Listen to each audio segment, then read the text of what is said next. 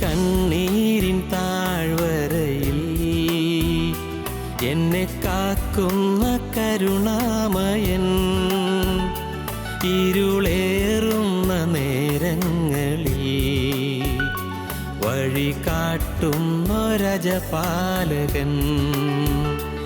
ഈ കണ്ണീരിൻ താഴ്വരയിൽ എന്നെ കാക്കുന്ന കരുണാമയൻ, ഇരുളേറുന്ന നേരങ്ങളിൽ വഴി കാട്ടുന്നൊരജപാലകൻ.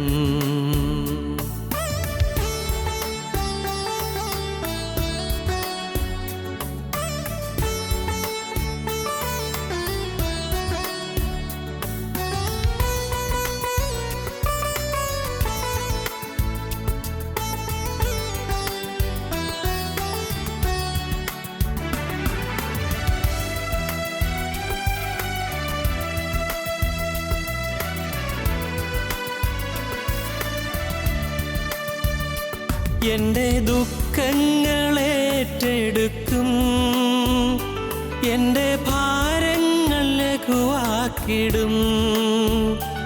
എൻ്റെ ദുഃഖങ്ങളേറ്റെടുക്കും, എൻ്റെ ഭാരങ്ങൾ ലഘുവാക്കിടും. എൻ്റെ കണ്ണീരു കണ്ടാലോടിയെത്തും, തൻ്റെ മാറോടു ചേർത്തെന്നെ ഉറക്കും.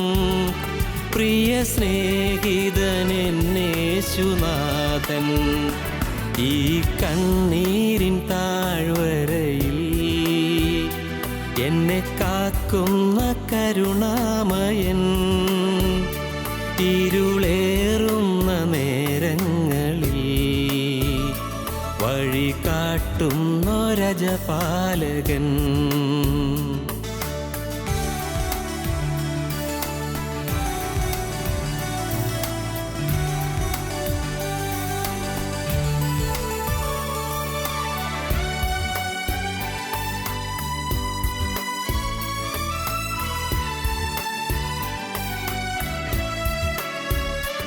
എന്നിൽ സുഹൃതങ്ങൾ അവൻ നിറയ്ക്കും, എൻ്റെ കുറവെല്ലാം ഏറ്റെടുക്കും.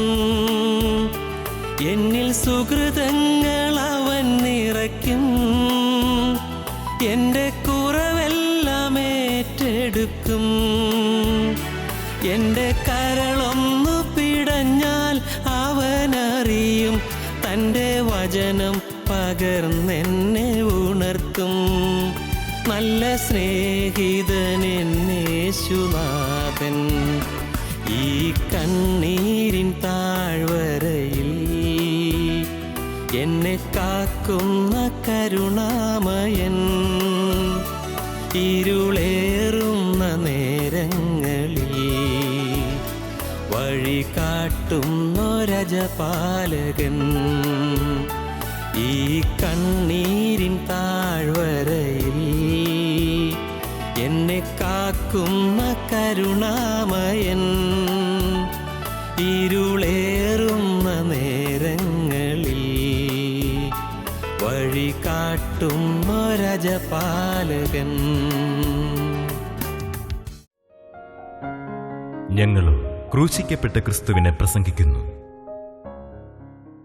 പുറപ്പാട് പുസ്തകം 1-ാം അധ്യായം 11-ാം വാക്യം വായിക്കാം. പുറപ്പാട് 1:11 മുതൽ. അങ്ങനെ കഠിന വേലകളാൽ അവരെ പീഡിപ്പിക്കേണ്ടതിന് അവരുടെ മേൽ ഊഴിയ വിചാരന്മാരെ ആക്കി. അവർ പീദോ, റൈംസേസ് എന്ന സംഭാര നഗരങ്ങളെ ഫറവോന് പണിതു. എന്നാൽ അവർ പീഡിപ്പിക്കുന്തോറും ജനം പെരുകി വർദ്ധിച്ചും, അതുകൊണ്ട് അവർ ഇസ്രയേൽ മക്കൾ നിമിത്തം പേടിച്ചു. മിസ്രൈമ്യർ ഇസ്രയേൽ മക്കളെ കൊണ്ട് കഠിന വേല ചെയ്യിച്ചു. കളിമണ്ണും ഇഷ്ടികയും വയലിലെ സകലവിധ വേലയെ സംബന്ധിച്ചുള്ള കഠിന പ്രവൃത്തിയാലും അവരെ കൊണ്ട് കാഠിന്യത്തോടെ ചെയ്യിച്ച സകല പ്രയത്നത്താലും അവർ അവരുടെ ജീവനെ കയ്പാക്കി. സ്തോത്രം. കഠിന പ്രവൃത്തിയാലും അവരെ കൊണ്ട് കാഠിന്യത്തോടെ ചെയ്യിച്ച സകല പ്രയത്നത്താലും അവൻ അവരുടെ ജീവനെ കയ്പാക്കി. അന്നത്തെ ഫറവോ രാജാവ് ജീവനെ കയ്പാക്കി, ജീവനെ കയ്പുറ്റതാക്കി തീർത്തു, ജീവനെ ദുരിതപൂരിതമാക്കി തീർത്തു, കയ്പുള്ളതാക്കി തീർത്തു. ദൈവത്തിന് സ്തോത്രം. കയ്പുള്ള ജീവിതം, കയ്പേറിയ ജീവിതം. അത് തന്നെയാണ് വീണ്ടും വീണ്ടും പറയേണ്ടി വരുന്നത്, കയ്പേറിയ ജീവിതം. അത് പറയുമ്പോൾ ഞാൻ എൻ്റെ കാര്യം ഓർക്കും. കയ്പേറിയ ജീവിതമായിരുന്നു, കയ്പറ്റ ജീവിതമായിരുന്നു. നിങ്ങൾക്കറിയാമല്ലോ, ഞാൻ എന്നും പറയുന്നതുകൊണ്ട്, നിങ്ങൾക്ക് എന്നും കേൾക്കുന്നതുകൊണ്ട് മടുപ്പ് വരാതിരിക്കട്ടെ. ചിലർക്ക് മടുപ്പ് വരും, ഇന്ന് ഇയാളിത് എന്ന് പറയുന്നല്ലോ ഒന്ന്, അല്ലേ? ഒരു വയസ്സിൽ എൻ്റെ അപ്പൻ മരിച്ചതുകൊണ്ട് കയ്പുള്ള ജീവിതമായിരുന്നു. 30-ാമത്തെ വയസ്സിൽ വിധവയായ അമ്മയുടെ കണ്ണീരുണ്ട്, കയ്പുള്ള ജീവിതമായിരുന്നു. തകർന്നുപോയ കുടുംബം, നാഥനില്ലാതായ കുടുംബം, സന്തോഷം പറ്റിപ്പോയ കുടുംബം. 17 വയസ്സ് വരെയും ഞാൻ കയ്പ് കുടിച്ച് വലഞ്ഞവനായിരുന്നു. എന്ന് പറഞ്ഞാൽ യാതനയേറ്റ് വലഞ്ഞവനായിരുന്നു. ഭാഗ്യവശാൽ ആഹാരത്തിന് മുട്ടുണ്ടായിരുന്നില്ല. കാരണം നെൽകൃഷി ഉണ്ടായിരുന്നു, വേലക്കാരും ഉണ്ടായിരുന്നു, പറമ്പുണ്ടായിരുന്നു. പക്ഷെ പൈസയ്ക്ക് നല്ല പഞ്ഞമായിരുന്നു, പൈസയില്ലായിരുന്നു. ദൈവത്തിന് സ്തോത്രം. കയ്പേറിയ ജീവിതം, ജീവിതത്തിൽ കയ്പ്. ഇതുപോലെ കയ്പുള്ള ജീവിതം നയിക്കുന്നവരെല്ലാം ഉണ്ട്. ഭർത്താവ് മരിച്ചുപോയവർ, ഭാര്യ നേരത്തെ വിട്ടുപോയവർ, കയ്പ് തന്നെയാണ്. ഓർത്തോർത്ത് കരയാനുള്ള വിഷയങ്ങളുണ്ടാവുമല്ലോ. ഭാര്യയോട് ഒരുമിച്ച് സന്തോഷിച്ചതായ കാലങ്ങൾ, ഒരുമിച്ച് യാത്ര ചെയ്തതായ കാര്യങ്ങൾ, ഒരുമിച്ച് ഏതെങ്കിലും വിരുന്നിന് പോയ കാര്യങ്ങൾ, എന്തെല്ലാം ഓർക്കാനുണ്ട്. എല്ലാം ഇന്ന് ഓർമ്മകൾ ഇനി ഒരിക്കലും തിരിച്ചു വരില്ലല്ലോ. ഭർത്താവിൻ്റെ ഒരുമിച്ച് ജീവിച്ച കാലങ്ങൾ, ഒരുമിച്ച് കുട്ടികളും ഭർത്താവും എല്ലാം ഒരുമിച്ച് കളിച്ച് സംസാരിച്ച കാലങ്ങൾ, അത് ഓർക്കുമ്പോൾ കയ്പ്, വേദന വർദ്ധിച്ചു വരും. കയ്പ്. നിങ്ങളാരെല്ലാമാണ് കയ്പിൽ വലഞ്ഞ് കഴിയുന്നത്? കയ്പേറിയ അനുഭവങ്ങൾ. പൈസയ്ക്ക് ഞെരുക്കം, ആരോട് ചോദിക്കും? കടം ചോദിക്കാൻ ആരുമില്ല, ചോദിച്ചാൽ ആരും തരില്ല. കയ്പേറിയ ജീവിതം. പൈസയില്ല, മാർഗമില്ല. ആഹാരത്തിൽ പോലും മുട്ടുള്ള ആളുകളുണ്ട്.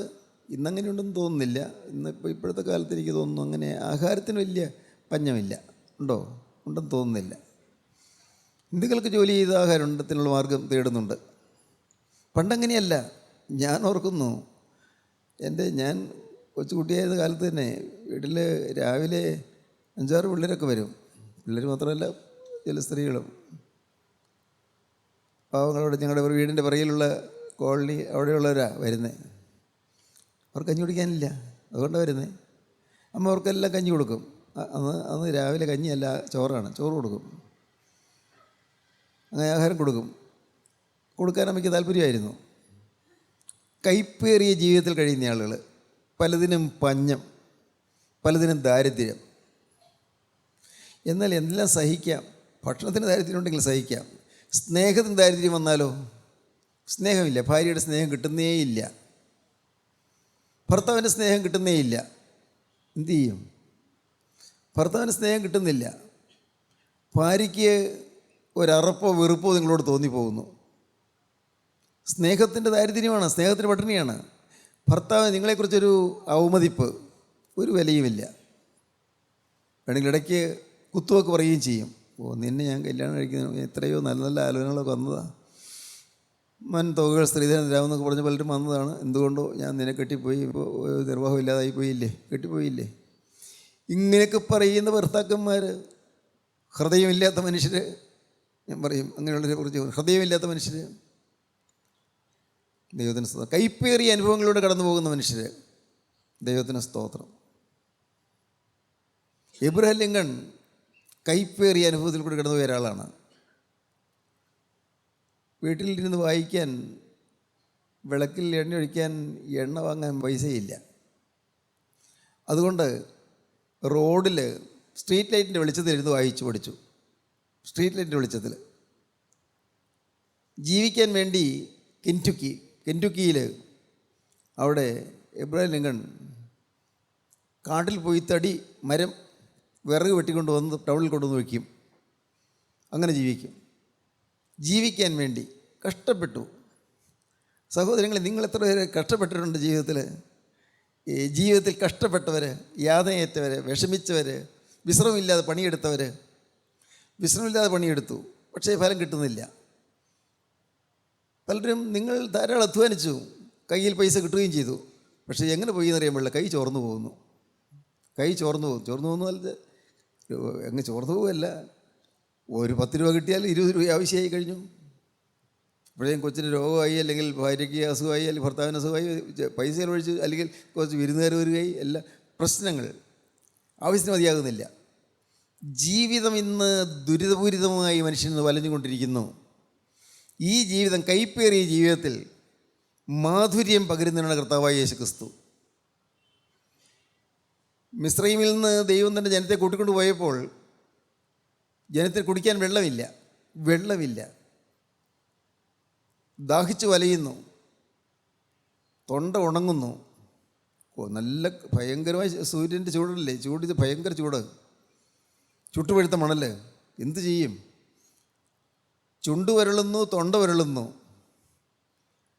ദാഹത്തിനിട്ട് ജലം കിട്ടിയിരുന്നെങ്കിൽ ഒരു സാധ്യതയുമില്ല. അപ്പോഴുണ്ട് അങ്ങ് ദൂരെ കുറേ വെള്ളം ഇങ്ങനെ ഓളം വെട്ടുന്നു. എന്തൊരത്ഭുതം! വെള്ളം ഓളം വെട്ടുന്നു. അവർ പാഞ്ഞു അങ്ങോട്ട്, 1-2 പേരാണോ, 600,000 പേര് അങ്ങ് പാഞ്ഞു അങ്ങോട്ട് ചെന്നു. ആർത്തി കൊണ്ട് കൈക്കുമ്പിൾ വെള്ളം എടുത്ത് കുടിക്കാൻ തുടങ്ങി. പക്ഷേ അല്പം ഇറക്കിയപ്പോഴേക്കും എല്ലാവരും ഛർദ്ദിക്കുന്നു. ഭയങ്കര കയ്പ്പ്. വെള്ളം കിട്ടി, പക്ഷേ കയ്പുള്ളതാണ്. അനേകർക്ക് കയ്പുള്ള അനുഭവത്തിൽ കഴിയുന്നു. കിട്ടി ചിലതല്ല, ഒരു ജോലി കിട്ടി, പക്ഷേ കയ്പേറിയ അനുഭവം.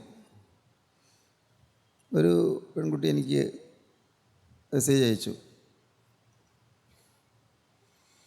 സാറേ നല്ല ജോലിയായിരുന്നു, നല്ല ശമ്പളം ഉണ്ടായിരുന്നു, ഞാൻ പ്രതീക്ഷിച്ചതിൽ നല്ല ജോലിയായിരുന്നു, ഇത്രയും നല്ല ജോലി കിട്ടിയില്ലെന്നൊക്കെ സന്തോഷിച്ചു. മാനേജിംഗ് ഡയറക്ടർ ഇടയ്ക്ക് അദ്ദേഹത്തിൻ്റെ ക്യാബിനിലേക്ക് എന്നെ വിളിക്കും, എന്നെക്കൊണ്ട് ചില കാര്യങ്ങളൊക്കെ ചെയ്യിക്കും. അദ്ദേഹം പറഞ്ഞു തരും, ഞാനൊക്കെ ചെയ്യും. പിന്നെ അദ്ദേഹം ക്രമേണ അദ്ദേഹത്തിൻ്റെ ക്യാബിനിൽ തന്നെ എനിക്ക് എന്നെക്കൊണ്ട് എല്ലാം ചെയ്യിക്കാനായിട്ട് അദ്ദേഹം ഒരു സീറ്റ് തന്നു. പക്ഷെ കുറച്ച് കഴിഞ്ഞപ്പോഴാണ് സാറേ അറിഞ്ഞത് അത്ര പന്തിയല്ലെന്ന്. അദ്ദേഹം സ്നേഹം ഭാവിക്കാൻ തുടങ്ങി, പിന്നെ പയ്യെ തലോടാൻ തുടങ്ങി, വലിയ സ്നേഹമാണെന്നൊക്കെ പറഞ്ഞു തുടങ്ങി. കാര്യം കൂടുതൽ പന്തികേട് വരുന്നതിന് മുമ്പ് ഞാൻ ജോലി രാജിവെച്ച് പോകുന്നു സാറേ, ഞാൻ ജോലി രാജിവെച്ച് പോകുന്നു. എൻ്റെ വിശുദ്ധി നഷ്ടപ്പെടുത്താതിരിക്കാൻ ഞാൻ ജോലി രാജിവെച്ചു. കയ്പ്, ആറ്റുമായിട്ട് കിട്ടിയ ജോലിയായിരുന്നു, പക്ഷേ ഇവിടെ കയ്പായിപ്പോയി. നല്ലൊരു വിവാഹം, നല്ല ആലോചനയായിരുന്നു, കൊള്ളാമായിരുന്നു, നല്ല കുടുംബങ്ങൾ, എല്ലാം കൊള്ളാം. പക്ഷേ വിവാഹം കഴിഞ്ഞപ്പോഴാണ് അറിയുന്നത്, ഈ കല്യാണം കഴിച്ച ചെറുപ്പക്കാരന് അവന് മാനസിക രോഗമുണ്ട്. അവന് ആ കല്യാണത്തിൻ്റെ ദിവസങ്ങളിൽ അവൻ മരുന്ന് കഴിച്ചില്ലായിരുന്നു. ഒരാഴ്ച കഴിച്ചപ്പോഴേക്കും രോഗം ഇളകി. മരുന്ന് കഴിച്ചാൽ മതിയായിരുന്നു. വയലൻ്റായി. പാവം പെണ്ണിനെ ഉപദ്രവിക്കാൻ തുടങ്ങി. പാവം പേടിച്ച് അവൾ സ്വന്തം വീട്ടിലേക്ക് ഓടി. കയ്പ്. ഓരോരുത്തരും അനുഭവങ്ങളാണ് ഞാൻ ഈ പറയുന്നത്. നിങ്ങളുടെ ജീവിതത്തിൽ കയ്പ് എങ്ങനെയെല്ലാമാണ് വന്നത്? 7 പ്രാവശ്യം പരീക്ഷ എഴുതി, IELTS കിട്ടിയില്ല. ഇപ്രാവശ്യം എന്നെ അറിയിച്ചു, സാറേ ഇനി ഞാൻ എഴുതുന്നില്ല.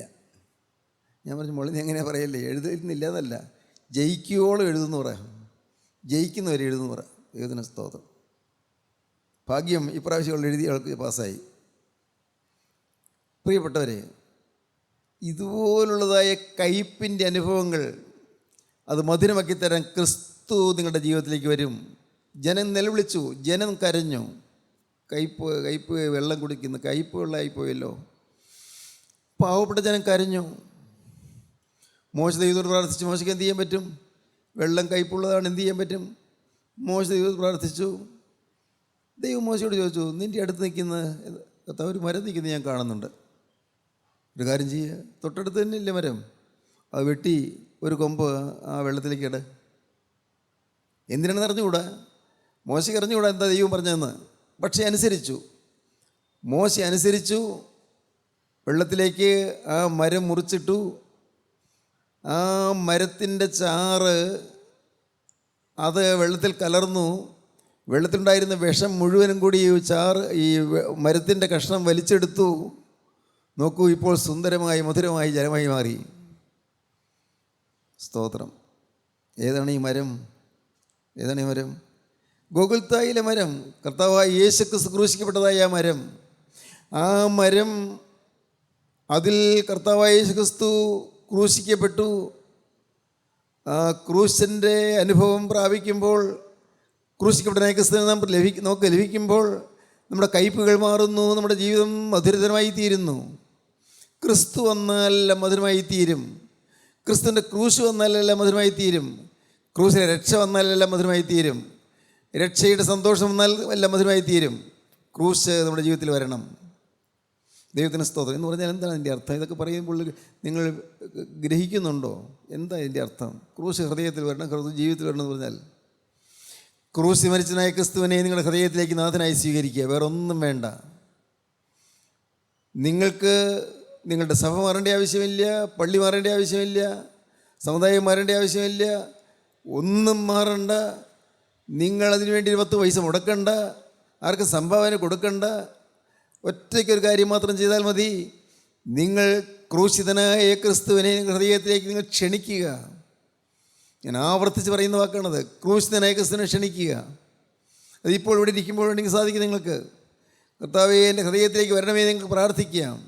കൈപ്പേറിയ ജീവിതം, ദുരിതപൂരിതമായ ജീവിതം, ഒരു നിമിഷം പോലും ജീവിക്കാൻ വയ്യാത്ത വിധത്തിൽ അലങ്കോലങ്ങൾ തിങ്ങുന്നതായ ജീവിതം, കർത്താവേ, നിരാശ മുറ്റിയ ജീവിതം, പരിഭ്രമിപ്പിക്കുന്ന ജീവിതം, ഭയചകിതമാക്കുന്ന ജീവിതം, കർത്താവേ, എൻ്റെ ഹൃദയത്തിലേക്ക് വരണമേ. പ്രാർത്ഥിക്കൂ. നിങ്ങൾ കാണാൻ നിങ്ങളുടെ ജീവിതത്തിൻ്റെ കയ്പ് മാറുന്നത്. രോഗം മാറും, ക്ഷീണം മാറും, തളർച്ചകൾ മാറും, നിങ്ങളുടെ പ്രയാസങ്ങൾ മാറും, നിങ്ങളുടെ കേടുകളും കെടുതികളും മാറും, ദുരിതങ്ങൾ തീരും, എല്ലാം മനോഹരമായും ശാന്തമായും തീരും. ക്രിസ്തുവിനെ വിളിക്കുക. സ്തോത്രം. എനിക്ക് കിട്ടിയൊരു ഭാഗ്യം അതാണ്. 17-ാമത്തെ വയസ്സിൽ വചനം കേട്ടുകൊണ്ടിരുന്നപ്പോൾ നിരാശയോടെയാണ് കേട്ടുകൊണ്ടിരുന്നത്. കാരണം എന്താ, എനിക്ക് പ്രത്യേകിച്ച് വചനം കേൾക്കേണ്ട ആവശ്യമില്ലെന്ന് എനിക്ക് തോന്നിയിരുന്നു. ഭാവികൾക്കല്ലേ വചനം കേൾക്കേണ്ട ആവശ്യമുള്ളൂ. മാനസാന്തരത്തിൻ്റെ ആവശ്യം എനിക്ക് ആവശ്യമില്ലല്ലോ. ഞാൻ പള്ളിയിലെ ഭക്തനല്ലേ. കൃത്യമായിട്ട് നോമ്പുകൾ, മിക്കവാറും പള്ളിയോട് ഏറ്റവും അടുത്ത് വെച്ചാൽ ഏറ്റവും അടുത്ത്. 2 നേരവും പ്രാർത്ഥന. അതോ രാവിലത്തെ പ്രാർത്ഥനയൊക്കെ അമ്മ പ്രാർത്ഥിക്കുന്നത് 1.5 മണിക്കൂർ നീണ്ടു നോക്കിയെന്ന് എനിക്ക് തോന്നുന്നു. ഉറക്കച്ചടറോടെ എഴുന്നേറ്റ് ഞാനും പ്രാർത്ഥിക്കും. എല്ലാ കൗമിക്കുമ്പിട്ട് നമസ്കരിക്കണം. എല്ലാ പ്രാർത്ഥനയും ചൊല്ലി. പാതിരാത്രിയുടെ നമസ്കാരം മുതലാണ്. പാതിരാത്രിയുടെ നമസ്കാരം മുതൽ പ്രഭാത നമസ്കാരം തീർന്നാൽ തീരില്ല. 7 നമസ്കാരം കൂടി ഉണ്ട്. ഇതെല്ലാം കൂടി ഏകോപിപ്പിച്ചുള്ള നമസ്കാരമാണ്. ഇത്രയും നേരം നമസ്കരിക്കണമല്ലോ എന്ന് തോന്നിയിട്ടുണ്ട്. പക്ഷേ എല്ലാ പ്രാർത്ഥനയും ചൊല്ലിയിരുന്നു. അതുകൊണ്ട് എനിക്ക് കുഴപ്പമില്ലെന്ന് എനിക്കറിയാം. എനിക്ക് കുഴപ്പമില്ല. പിന്നെ ഈ മറ്റാളുകൾ മദ്യപാനികളായിട്ട് നടക്കുന്ന കുറേ ആളുകളുണ്ട്. അവർക്കൊക്കെ വേണം. ഞാൻ അല്പം ഒന്ന് ഇൻഡിഫറൻ്റ് ആയിരുന്നു. ഞാൻ കംപ്ലേസൻ്റ് ആയിരുന്നു. ഞാൻ അത്ര ശ്രദ്ധിച്ചില്ല. പക്ഷേ എപ്പോഴോ ദൈവത്തിൻ്റെ ആത്മാവ് എന്നെ തൊട്ടു.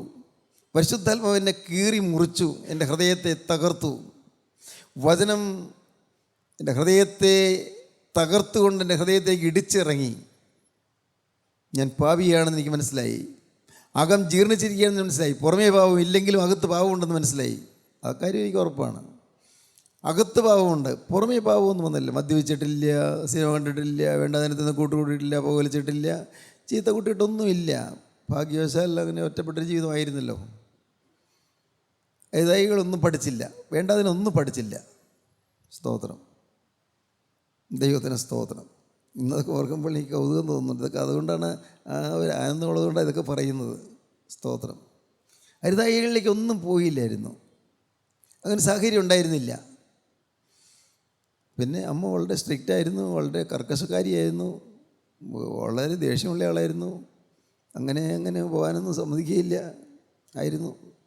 അപ്പം മരിച്ചെങ്കിലും അപ്പനും അമ്മയായിട്ട് അമ്മ അതുപോലെ എന്നെ നോക്കിയിരുന്നു, അത്ര കർക്കശമായിട്ട്. ദൈവത്തിന് സ്തോത്രം. പ്രിയപ്പെട്ടവരെ, എന്നാൽ അകം മുഴുവൻ ചീഞ്ഞിരുന്നു. അകം മുഴുവൻ ദുർഗന്ധമായിരുന്നു. അശുദ്ധ ചിന്തകൾ, മ്ലേച്ഛ വികാരങ്ങൾ, വൈരാഗ്യങ്ങൾ, ചിലരോടെല്ലാം നല്ല പക, നല്ല വിദ്വേഷം, പ്രതികാര വാഞ്ചയുണ്ട്. കഴിവില്ലാത്തൊരു പ്രതികാരം ചെയ്യുന്നില്ലെന്നേ ഉള്ളൂ. പ്രതികാര വാഞ്ചയുണ്ട്. ഉള്ളിൽ പ്രതികാര ചിന്തയുണ്ട്. ഇതെല്ലാം ഉണ്ടായിരുന്നു അകത്ത്. ദൈവത്തിന് സ്തോത്രം.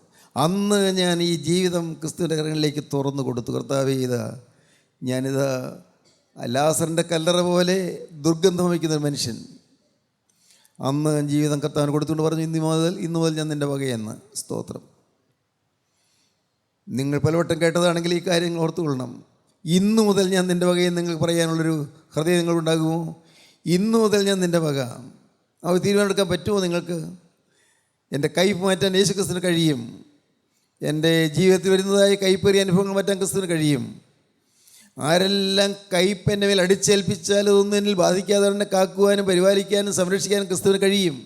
വിശ്വസിക്കുക. വീട്ടിൽ നിങ്ങളൊരു വിളക്കായി നിൽക്കുക. വീട്ടിൽ വിളക്കായി നിൽക്കുക. സ്തോത്രം. പറ്റുമോ? ജോലിസ്ഥലത്ത് നിങ്ങളൊരു വിളക്കായി നിൽക്കുക, മാതൃകയായി നിൽക്കുക. പലരും പരിഹസിക്കായിരിക്കും. ആയിക്കോട്ടെ, ആർക്ക് ചെയ്തോ, പരിഹസിച്ചോട്ടെ. പക്ഷേ നിങ്ങൾ നിൽക്കുന്നിടത്ത് വിളക്കായി നിൽക്കുക. പ്രശോഭിക്കുന്ന വിളക്കായി, പന്തമായി തീപ്പന്തമായി നിൽക്കുക. ഈ പന്തത്തിൽ നിന്ന് പ്രകാശം പരിസരങ്ങളിലേക്ക് വ്യാപിക്കട്ടെ. സ്തോത്രം. എല്ലായിടത്തും ക്രിസ്തുവിൻ്റെ സൗരഭ്യം വഹിക്കുന്നവരായി നിൽക്കുക. ക്രിസ്തുവിൻ്റെ സുഗന്ധമുള്ളവരായി തീരുക. ക്രിസ്തുവിൻ്റെ സ്നേഹമുള്ളവരായി തീരുക. അനേകർക്ക് നിങ്ങളിൽ നിന്ന് വിശുദ്ധിയും സ്നേഹവും പകരുക. നിങ്ങളുടെ അടുത്തൊരാൾ വന്നാൽ അയാൾ കിട്ടുന്ന സ്നേഹമായിരിക്കണം. നിങ്ങളുടെ അടുത്തൊരാൾ വന്നാൽ നിങ്ങൾക്ക് കിട്ടുന്ന വിനയമായിരിക്കണം. എന്താണ് ക്രിസ്തുവിൻ്റെ വിനയം എന്നവർ പഠിക്കണം. നിങ്ങളെ കണ്ട് ക്രിസ്തുവിൻ്റെ എളിമ എന്താണ് നിങ്ങളെ കണ്ട് മറ്റുള്ളവർ പഠിക്കണം. നിങ്ങളുടെ പെരുമാറ്റം കണ്ട ഇതാണ് ക്രിസ്തുവിൻ്റെ താഴ്മ, ഇതാണ് ക്രിസ്തുവിൻ്റെ സ്വഭാവം എന്ന് മറ്റുള്ളവർ പഠിക്കണം. ക്രിസ്തുവിൻ്റെ സ്വഭാവം ഇതാണെന്ന് മറ്റുള്ളവർ മനസ്സിലാക്കണം. ക്രിസ്തുവിനെ നിങ്ങൾ കൂടി പ്രതിബിംബിക്കണം. നിങ്ങൾ കൂടി ക്രിസ്തുവിനെ കാണിച്ചു കൊടുക്കാൻ സാധിക്കണം. ദൈവത്തിന് സ്തോത്രം. മോശ ജനിക്കുന്ന കാലത്തെ ഈജിപ്തിലെ സ്ഥിതി വളരെ ഭയാനകമായിരുന്നു. ഇസ്രായേൽ ജനങ്ങളുടെ കാര്യം വളരെ ഭയങ്കരമായിരുന്നു. കൈപ്പേറിയ അനുഭവങ്ങൾ കൂടി ഇസ്രായേൽ കടന്നുപോയി. ആ കാലത്താണ് മോശ ജനിക്കുന്നത്. ദൈവത്തിന് സ്തോത്രം. ദൈവത്തിന് സ്തോത്രം. ഒരു വെള്ളി നക്ഷത്രം പോലെ മോശ ഉദിച്ചു. അന്ധകാരനിബിഡമായ പ്രതലത്തിൽ ഒരു വെള്ളി നക്ഷത്രം ഉദിക്കുന്നു. വെള്ളി നക്ഷത്രം. ഇരുളടഞ്ഞ വിയൻ മണ്ഡലത്തിൽ ഒരു വെള്ളി നക്ഷത്രം ഉദിക്കുന്നു. മോശ ജനിക്കുന്നു. ദൈവത്തിന് സ്തോത്രം. ഇത്രയും കാലം നിങ്ങളുടെ മാതാപിതാക്കൾക്ക് നിങ്ങൾ ഒരു പ്രകാശമായി തോന്നിയിട്ടില്ലെങ്കിലും, നിങ്ങളുടെ ഭർത്താവിന്, നിങ്ങളുടെ ഭാര്യയ്ക്ക് നിങ്ങൾ പ്രകാശമായി തോന്നിയില്ലെങ്കിലും, ഇനിയെങ്കിലും ഇനിയുള്ള കാലം കുറച്ചാകട്ടെ അധികമാകട്ടെ, കർത്താവേ, ഞാൻ നിൽക്കുന്നിടത്ത് ഞാൻ പ്രകാശഗോപുരമായിരിക്കും. ഞാൻ നിൽക്കുന്നിടത്ത് ഞാൻ പ്രകാശഗോപുരമായിരിക്കും. സ്തോത്രം. ദൈവത്തിന് സ്തോത്രം. ഞാൻ വ്യർത്ഥമായി അഭിമാനിക്കുന്നില്ല. ഞാൻ തികഞ്ഞവനല്ല. പക്ഷേ ഒന്നെനിക്കറിയാം, ഞാൻ നിന്നിടത്തെല്ലാം കഴിയുള്ളിടത്തോളം പ്രകാശമായി നിൽക്കാൻ ഭാഗ്യം കർത്താവ് തന്നു. സ്തോത്രം. കൃപ കർത്താവ് തന്നു. സ്തോത്രം. അടുത്ത സമയത്തും എന്നോട് ഒരു ഉയർന്ന മനുഷ്യൻ പറഞ്ഞു, സാറ് പ്രിൻസിപ്പലായിരുന്ന കാലത്താണ് സെൻറ്റ് പീറ്റേഴ്സ് കോളേജിൽ സമരം ഉണ്ടാകാതിരുന്നത്. അതിന് മുൻപ് സമരം ഉണ്ടായിരുന്നു, അതിന് ശേഷം സമരം ഉണ്ടായിരുന്നു. സാറ് പ്രിൻസിപ്പലായിരുന്ന ആ വർഷങ്ങളിൽ ഒരത്ഭുതം. അന്നത്തെ മനോരമപത്രം എഴുതി, പുതിയ പ്രിൻസിപ്പൽ എം.വി. മോഹനൻ സാറ് പ്രിൻസിപ്പലായതോടുകൂടി കോളേജിൻ്റെ മുഖച്ഛായ മാറിയെന്ന്. ഞാൻ പൊങ്ങച്ചമർന്നതാണോ? ആണോ? എൻ്റെ കർത്താവിന് സ്തുതി. എന്നെ രക്ഷിച്ച എൻ്റെ യേശുവിന് മഹത്വം കിട്ടുവാൻ വേണ്ടി പറഞ്ഞതാണ്. എൻ്റെ യേശുവിന് മഹത്വം കിട്ടുവാൻ വേണ്ടി പറഞ്ഞതാണ്. സ്തോത്രം. ദൈവത്തിൻ്റെ വലിയ നാമം മഹത്വപ്പെടട്ടെ. തിരിയൂ നിങ്ങൾ, ഉണരൂ നിങ്ങൾ, ജീവിതം ക്രിസ്തുവിൻ്റെ കരങ്ങളിൽ കൊടുക്കൂ. ഇന്ന് ഒരു പുതിയ തീരുമാനം എടുക്കൂ. കർത്താവേ, നാളെ തുറന്നു പോയ പാവങ്ങളെല്ലാം ഞാനിതാ താഴെ വയ്ക്കുന്നു. എൻ്റെ ജീവിതത്തിലൊന്നു പോയ തെറ്റുകളെല്ലാം ഞാനിതാ ഏറ്റുപറഞ്ഞ് ഉപേക്ഷിക്കുന്നു. മേലില്ല കർത്താവേ, ഇല്ല. ഒരു പുതിയ മനുഷ്യനായി ഞാൻ ജീവിക്കാൻ ഞാനിതാ തീരുമാനിക്കുന്നു. ഒരു പുതിയ മനുഷ്യനായി ജീവിക്കും. ആരെയും കാണിക്കാനല്ല, ആരെയും ബോധ്യപ്പെടുത്താനുമല്ല, ഹൃദയം കാണുന്ന ക്രിസ്തു പ്രസാദിക്കത്തക്കവണ്ണം ഒരു പുതിയ മനുഷ്യനായി ജീവിക്കാൻ ഞാനിതാ തീരുമാനിക്കുന്നു. യേശുവിനോട് നിങ്ങൾ വാക്ക് പറയൂ. യേശുവിൻ്റെ കരങ്ങളിലേക്ക് കൊടുക്കൂ. യേശു വാങ്ങും. ആ കൈകൾ നീണ്ടിരിക്കുകയാണ്. 5 2 മീനും വാങ്ങിയ കരങ്ങൾ, ബാലകരുടെ കയ്യിലെ 5 2 മീനും ഏറ്റെടുത്ത കൈകൾ നിങ്ങളുടെ നേരെ നീട്ടിയിരിക്കുകയാണ്. ഞാനിന്ന് ഓരോ നേരത്ത് കർത്താവോട് പറഞ്ഞു, കർത്താവേ, ആരും അറിഞ്ഞില്ല, ഞാൻ കർത്താവോട് പറഞ്ഞു, കർത്താവേ, എൻ്റെ കയ്യിൽ 5 ഇല്ല, എൻ്റെ കയ്യിൽ 2 മീനും ഇല്ല, ആകെ ഒന്ന് മാത്രം അറിയാം, ഒന്ന് മോശ എന്നൊരു വാക്ക് മാത്രം എൻ്റെ ഉള്ളിലുണ്ട്. നീ വാഴ്ത്തുക, നീ നുറുക്കുക, നീ വർദ്ധിപ്പിക്കുക, വിശന്ന് വരിയുന്ന ജനത്തിന് നീ ആഹാരമായി കൊടുക്കുക എന്ന് പറഞ്ഞിട്ടാണ് പോകുന്നത്. സ്തോത്രം, ദൈവത്തിന് സ്തോത്രം. ഞാനൊന്നും വായിച്ച് പഠിച്ചിട്ടല്ല പോകുന്നത്, ഒന്നും ചിന്തിച്ചിട്ടല്ല പോകുന്നത്. ഒരു വാക്ക് മാത്രം, ഒരു കഷ്ണം വാക്ക് കിട്ടി, ഒരറ്റം മോശ എന്നൊരു വാക്ക് മാത്രമേ ഉള്ളൂ. ദൈവത്തിന് സ്തോത്രം. 5 2 മീനും എടുത്ത കൈകളിൽ കർത്താവ് നിങ്ങളെ ഏറ്റെടുക്കട്ടെ, നിങ്ങളെ അവൻ വാഴ്ത്തട്ടെ, അവൻ നിങ്ങളെ വർദ്ധിപ്പിക്കട്ടെ, നിങ്ങളുടെ ഭാവി ശോഭനമാക്കട്ടെ, നല്ല കാലം നിങ്ങൾക്ക് തരട്ടെ, ആനന്ദ ഐശ്വര്യം എഴുതുന്ന മാസങ്ങളും അബ്ദങ്ങൾ നിങ്ങൾക്ക് തരട്ടെ, സമാധാന കാലങ്ങൾ നിങ്ങൾക്ക് തരട്ടെ, കുടുംബം അനുഗ്രഹിക്കപ്പെടട്ടെ, നിങ്ങളുടെ ജീവിതത്തിലെ പൈശാചികൻ്റെ എല്ലാ തന്ത്രങ്ങളും കുതന്ത്രങ്ങളും മാറി നിങ്ങൾ ക്രിസ്തുവിന് സ്വന്തമായി തീരട്ടെ, ക്രിസ്തു നിങ്ങളിൽ ആധിപത്യം പുലർത്തട്ടെ, ക്രിസ്തുവിൻ്റെ തിരക്തത്താൽ നിങ്ങൾ കഴുകപ്പെടട്ടെ, കഴിഞ്ഞകാല പാപങ്ങളെല്ലാം മാഞ്ഞു പോകട്ടെ, പുതിയ ജീവിതം കർത്താവ് നിങ്ങൾ പ്രദാനം ചെയ്യട്ടെ, കർത്താൻ 2ാമത്തെ വരയിൽ പറന്നു വരുന്ന വിശുദ്ധന്മാരുടെ നിരയിൽ നിങ്ങൾ യോഗ്യരായി തീരട്ടെ, കർത്താവ് നിങ്ങളെ സഹായിക്കട്ടെ.